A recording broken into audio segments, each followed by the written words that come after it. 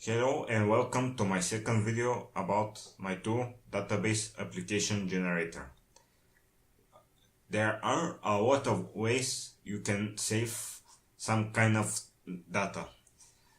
Many languages have built-in some way of serialization of object graph into a file that are built-in. For example, JavaScript. In JavaScript, the JSON is a built-in object format. There are interfaces in Java and very similar in .NET or in Python. So these ways of serializing objects are in many cases platform specific, except of the JSON or some other. Java serialized object, Java's serialized file is incompatible to read from .NET, for example. So there are plus and there are some pros and cons. The second way to serialize stuff is setting them as key and value. These key and values can be saved in files separated by some specific character, or for example the web browser supports local storage. That is exactly the same type of format.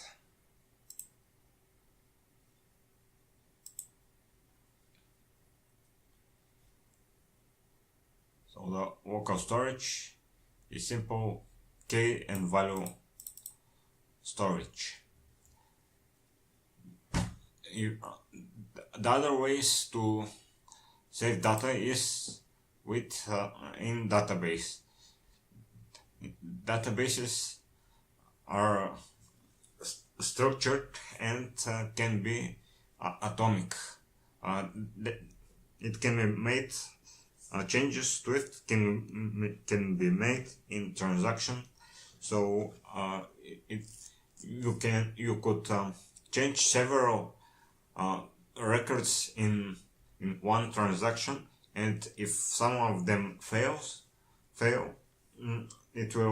database will roll back all the changes in that transaction. This is very good feature that it's used in and it's used a lot, and is one of the key benefits of using relational database. The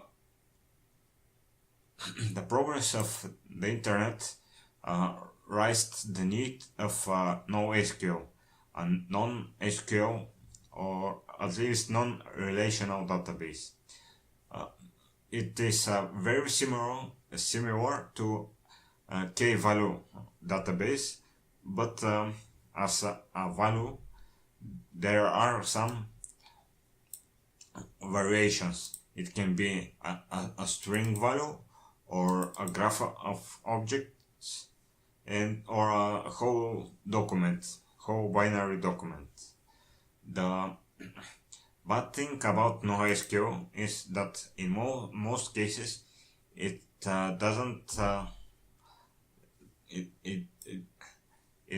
compromise consistency. And for some financial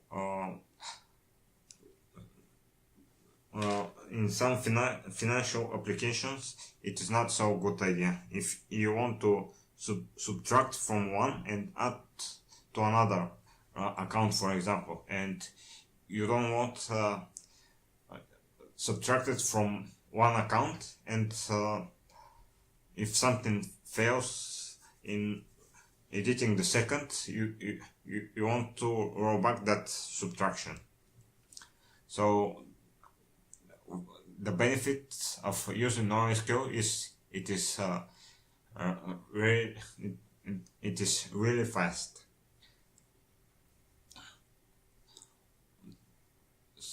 So the need of atomic operation raised the need of new SQL, a database architecture where it has the speed of NoSQL, but it's actually a SQL engine below. Maybe there is an SQL engine below, or it has some NoSQL speed and transaction capsulation. You can make atomic changes. You can make changes in a transaction. So my tool for now is targeted mainly to for databases. But if there is if I encounter a need for myself or for some client, I may try to generate